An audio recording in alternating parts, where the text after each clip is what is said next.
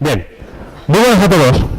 Presentamos nuestro proyecto, el estudio de los ferrofluidos y sus propiedades, hecho por el Grupo 22, compuestos por Aldair Flores Macias, Álvaro Sánchez Martín y Guzmán Murillo Robles.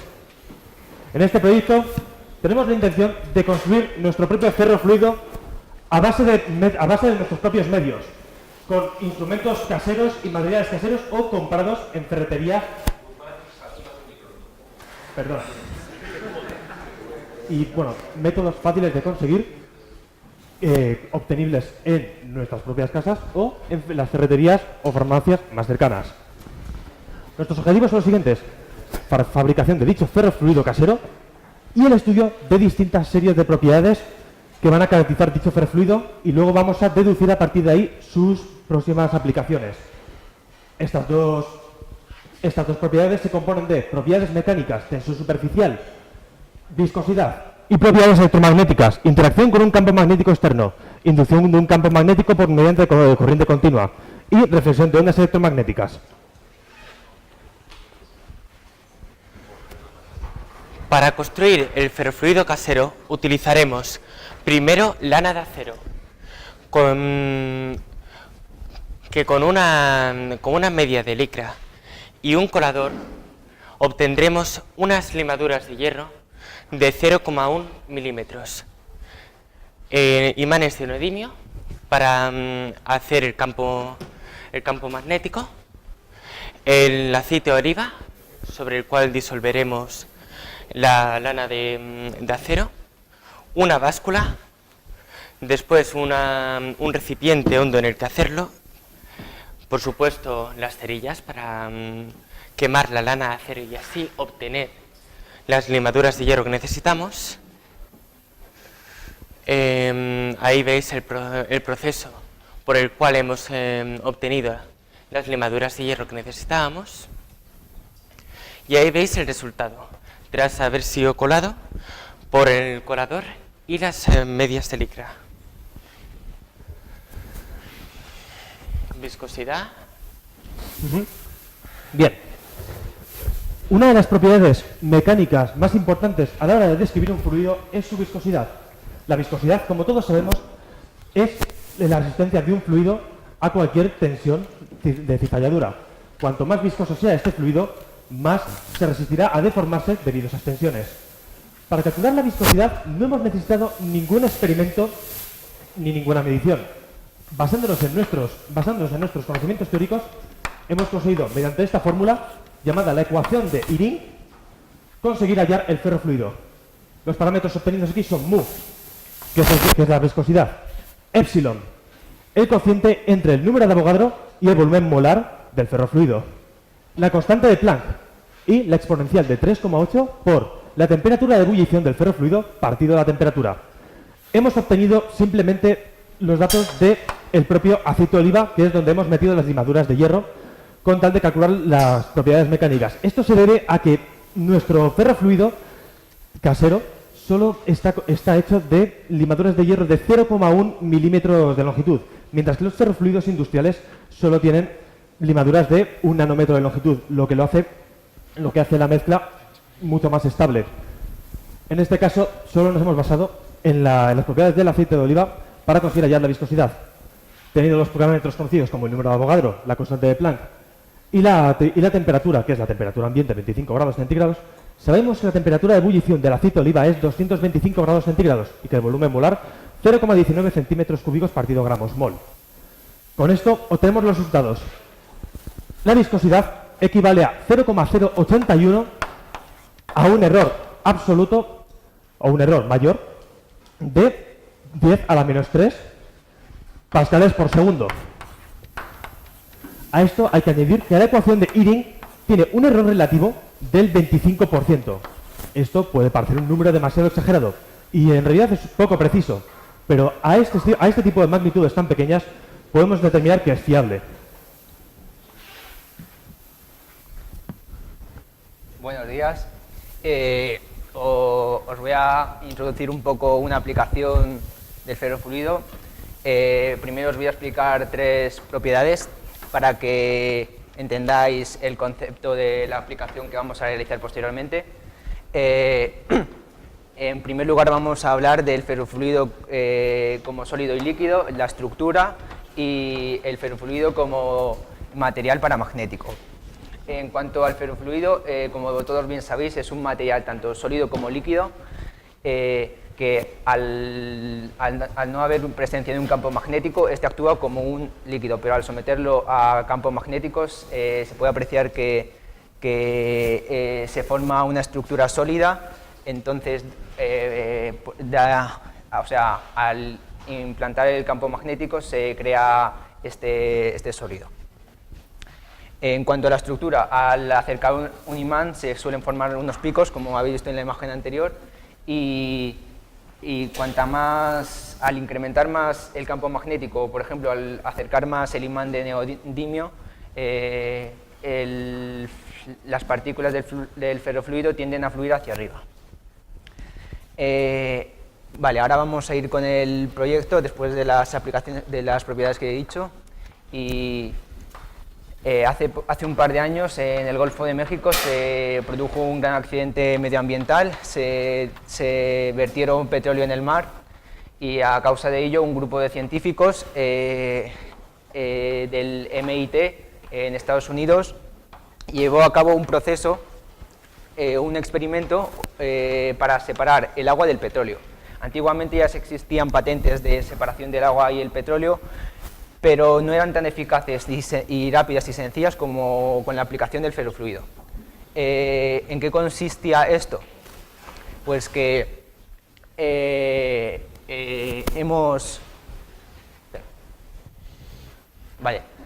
esto es un método casero, no hemos requerido de tantos, o sea, que no os sorprendáis si es muy fácil de hacer y eso. Vale, esto consiste en separar el agua del petróleo, como he dicho. Añadimos agua, el mar, o sea, es lo que sería el agua, el mar. Luego añadimos posteriormente el petróleo, las partículas, luego añadimos el ferrofluido y el petróleo se adhiere a las partículas del ferrofluido y al activar los imanes, el ferrofluido con el petróleo se mueven hacia los imanes y de tal manera que queda el agua limpia. Este proceso es muy económico porque el petróleo puede volver a ser reutilizado y así compensa los costes de limpieza. Pero tiene un dato negativo porque, por ejemplo, si en el Golfo de México implantamos esa estructura se va a quedar ahí para siempre y no creo que volvamos a tirar petróleo ahí mismo, o sea que es el dato negativo que además implantar la estructura cuesta mucho y de ahí el dato negativo de esto. Y ya está.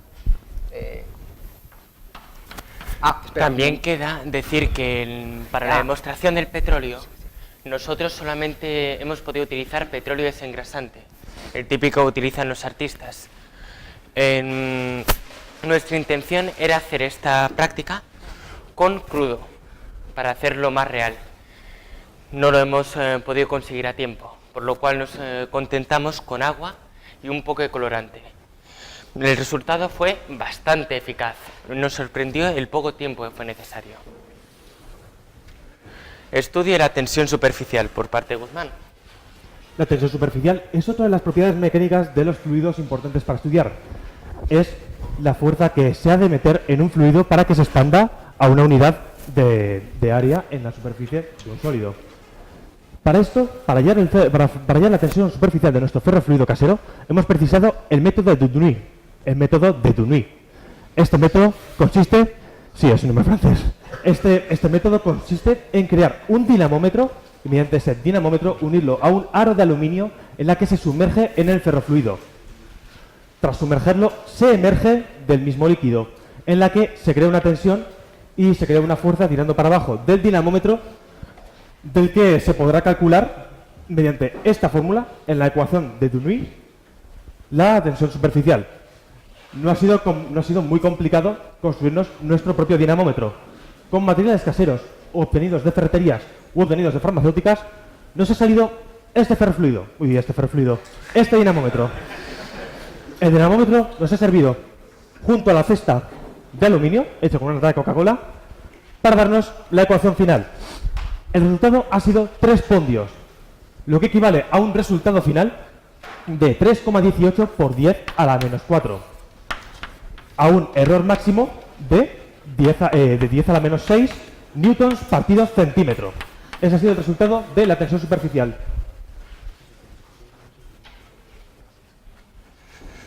Estudio de la reflexión de ondas electromagnéticas. La intención que teníamos era estudiar la capacidad de nuestro ferrofluido para reflejar las ondas electromagnéticas del espectro entre 497 nanómetros y 529 nanómetros, hablando en cristiano, el color verde, desde el turquesa hasta el verde más oscuro. Para ello hemos utilizado una cubierta reflectante, un láser verde y un recipiente plano. Los resultados que hemos obtenido han sido bastante predecibles. Cuanto más limaduras de hierro tenía nuestro ferrofluido, más nítido era la reflexión. El rayo reflejado era más nítido.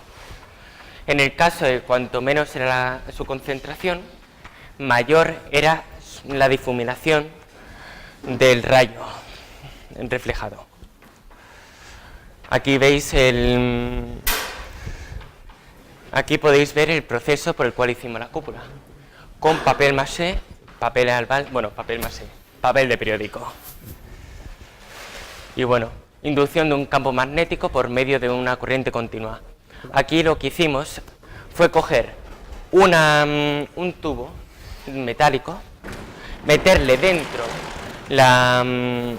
dentro el ferrofluido, unirlo a un solenoide y aplicarle una corriente continua mediante una batería de 4,5 voltios. El resultado que nos dio fue un campo magnético bastante fuerte. ¿De cuánto era? De 50 a 260 microteslas sin ferrofluido. Con ferrofluido se pasaba de 250 a 410. Sí. Una cosa bastante impactante. Además, descubrimos que para medir el campo magnético no hacía falta comprar ningún instrumento, simplemente con una aplicación del móvil se podría sacar. Teniendo en cuenta que cualquier smartphone moderno tiene en el móvil propio un magnetómetro, a ver si encuentro el móvil. En este caso, mi móvil lo tiene aquí, en esta zona. Después, si queréis, os lo demuestro. Pero vamos, ya se puede decir que con esto hemos terminado. Aquí se ve el solenoide, el tubo que lo hallamos por casualidad, la verdad, hay que admitirlo. Por conclusión, Y bueno, hemos de decir que entre la fabricación del ferrofluido, la medición de sus propiedades y el precio final, todos los experimentos hechos a la vez nos ha dado un total de un precio de 74,3 euros. El gasto total para hacer el experimento del ferrofluido. Se le resta la fabricación del ferrofluido de 15,6 euros, lo que ha dado una fabricación bastante barata frente a lo que podría ser un ferrofluido industrial. Luego, la medición de sus propiedades no es un estudio demasiado barato, pero a la hora de estudiar un ferrofluido casero y darle sus aplicaciones, podemos decir que ha sido un resultado medianamente económico a la hora de poder medir sus propiedades. Creo que puedo decir que hemos terminado.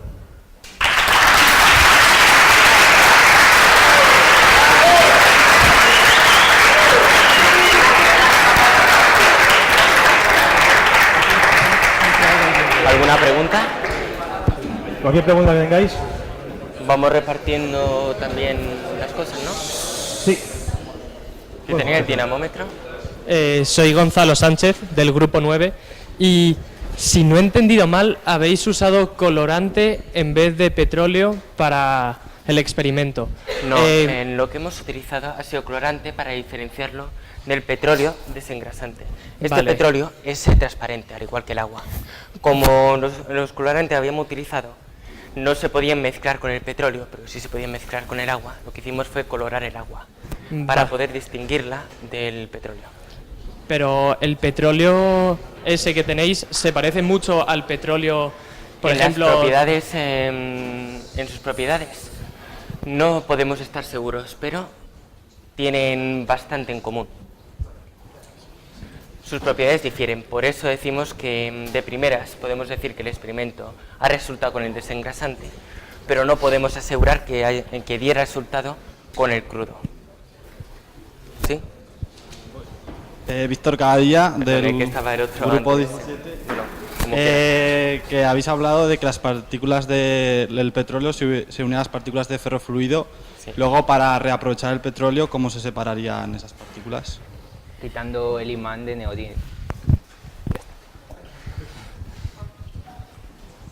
Ángel Domínguez, grupo 18. ¿Qué más aplicaciones tendría el ferrofluido?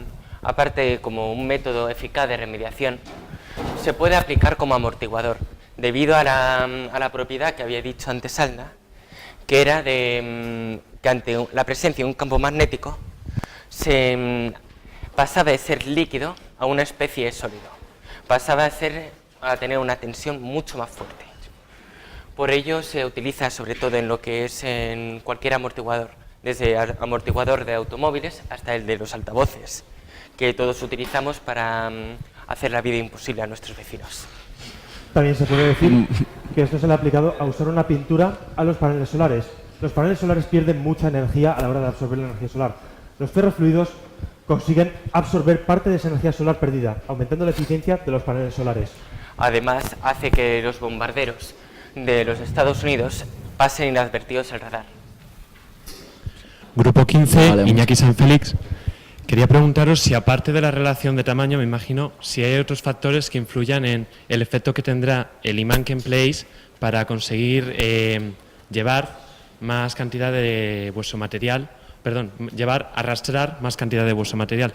Si habéis determinado cualquier otro factor o influencia. El tamaño de las propias partículas dentro del ferrofluido es prácticamente la que ha determinado el efecto en el resto de efectos. El propio tamaño ha hecho que no se mezcle del todo bien con el aceite de oliva, lo cual ha influido enormemente en sus propiedades, pero no han hecho imposible medirlas. Esto principalmente ha sido debido a esa causa, es la que ha provocado el efecto de los demás, no se mezclaban del todo bien. Hola, Álvaro Vitián, grupo 6. Cuando hicisteis el anteproyecto, Álvaro hizo referencia al precio. Me gustaría saber, o sea, al final de todos los trabajos que se han expuesto hasta el momento, este ha sido el más caro. Álvaro hizo referencia a que lo mínimo que os pudierais gastar sería lo mejor. Luego, cuando has dicho lo de que os habría costado 70 y pico euros, no he entendido lo de la resta de los 15. O sea, ha sido los 15 euros esos han sido algo que habéis añadido que luego resultaba no ser... Los 15 euros son el total de la fabricación del propio ferrofluido que ha sido al principio. En el anteproyecto no logramos explicar el resto de objetivos que teníamos, por lo que no pudimos explicar sus futuros costes. Pero Esto, de los hecho- 15 euros que habéis quitado es lo que no he entendido. No, claro. En los Esto- 15 euros son del ferrofluido. El resto, el 70 y... ¿cuántos eran? Sí, no, eran 58,54 58 euros. son los 54, proyectos de los nada más 600. que construir los materiales. Sí, Sí. no de construir material, sino de medir las propias propiedades. Esto hace que la construcción del ferrofluido sea barata, pero su medición no lo sea. O sea, que el resto de dinero lo habéis gastado para hacer los experimentos. Sí, los 6. Sí. Muchas gracias. Victoria Vázquez, del grupo 14. Yo quería explicar cuando habéis hallado la viscosidad con la ley que habéis utilizado, ¿cómo habéis conseguido ya la temperatura de ebullición del ferrofluido? No lo habéis dejado muy claro. La temperatura de ebullición del ferrofluido ha sido propio del aceite de oliva, como había explicado. Los solutos no han podido influir mucho en las propiedades mecánicas del fluido. Mediante documentos, no hemos necesitado medir la propia temperatura de ebullición del aceite. Mediante documentos científicos que hemos encontrado, hemos podido determinar esa propiedad. Se nos hacía demasiado largo tener que ir midiendo cada propiedad en los materiales. La habéis calculado, no es de vuestro ferrofluido, sino de unos documentos que habéis encontrado, ¿verdad? Es el mismo del aceite de oliva. sí. No deja de ser incorrecto. Claro, las disoluciones tienen un tema, que es que la temperatura de ebullición de una disolución es la temperatura de ebullición de su disolvente. El soluto no interviene en eso, siempre se desprecia. Mario Aragonés, grupo 12. Cuando estabais hablando de un ensayo, es que a lo mejor es una tontería, pero habéis puesto más soluto, más nitidez, menos soluto, menos difuminación. Sí, ¿No es sí. lo mismo, más nitidez y menos difuminación? No, No, es menos soluto, más difuminación. Ahí eso Te ha has sido equivocado. un error Perdón. mío, el cual tengo que disculpar. Pero muchas gracias. Muchas gracias.